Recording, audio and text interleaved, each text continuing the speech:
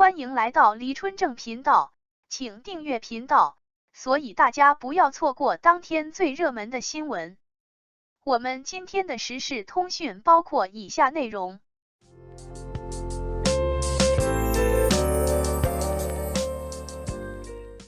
陈情令16年后再见蓝忘机，魏无羡笑了，一个小举动蕴含深意。陈情令是由郑伟文、陈嘉琳联合执导，肖战、王一博领衔主演的古装仙侠剧。因演员的精彩演绎，因剧情的可推敲性，因服化道的用心，因正能量的价值观，让陈情令圈粉无数，口碑爆棚，成为经典。话说魏无羡在莫家庄被莫玄羽献舍，魏无羡帮莫玄羽除去2个仇人。在这过程中，遇到了被阴虎符浸染过的一品灵气的灵石。来莫家庄除祟的蓝氏子弟不能抵挡凶灵，多亏魏无羡暗中相助，才无人受伤。蓝忘机收到求救信号，飞身前来相助。魏无羡16年后再见蓝忘机，却立刻躲了起来，微笑着偷看他，嘲笑蓝忘机的穿着还是披麻戴孝。魏无羡躲避蓝忘机，这一个小举动却蕴含着深意。魏无羡不想见到蓝忘机吗？非也，从他的那一笑，可知他希望见到蓝忘机，他对蓝忘机并没有敌意。历经浩劫，魏无羡在人世间的牵挂已寥寥无几，能让他还有所记挂的，也就只有蓝忘机、江澄和聂怀桑3位了吧。魏无羡16年后回归人间，想见蓝忘机，为何又刻意避之？主要有3点原因，一起随之于宅来探讨一下吧。原因1，魏无羡对16年后的人间一无所知，这是重要原因。16年前，因对自己、对整个人间绝望，魏无羡纵身跃下悬崖。16年后，魏无羡被莫玄羽主动献舍，重返人间。魏无羡对16年后的人间变成了什么样，一无所知。人们还像以前那样，把许多莫须有的罪名加到夷陵老祖身上吗？还像以前一样，对夷陵老祖喊打喊杀吗？还像以前一样，不能容忍他的存在吗？还像以前一样，给他周围的人，他想保护的人带来伤害吗？如果是，那么他宁愿用莫玄羽的身份，活在人间，去保护那些想保护的人。那样的话，就不能让世人知道自己的身份，以免给自己想保护的人带来伤害。原因2，魏无羡对蓝忘机的变化一无所知，这是关键原因。16年前，魏无羡虽说了解蓝忘机，却不能说十分了解。在不夜天悬崖，蓝忘机到底以怎样的心态拉住他？他到底信不信魏无羡？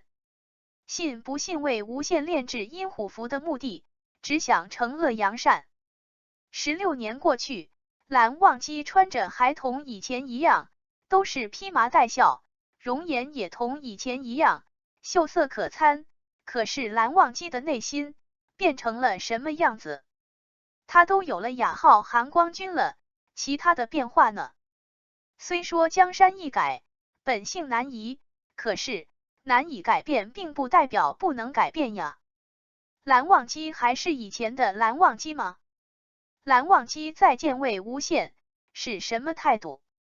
对夷陵老祖又是什么态度呢？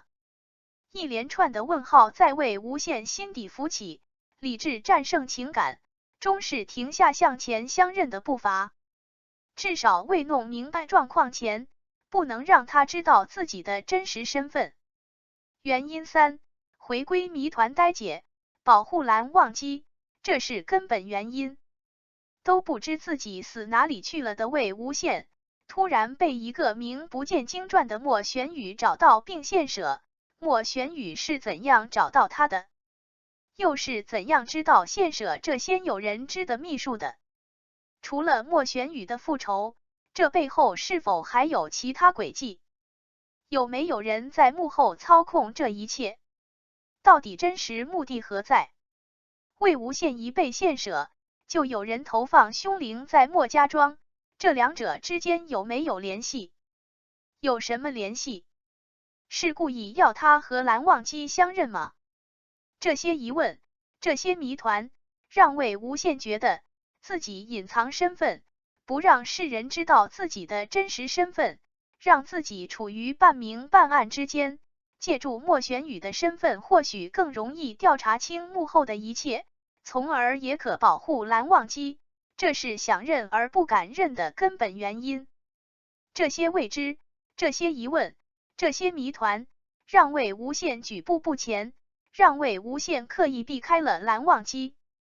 这些三思而后行的举动，也表示着16年后再归来的魏无羡成长时尚了。有时候，我们年复一年，日复一日，我们成长缓慢，很难看出变化。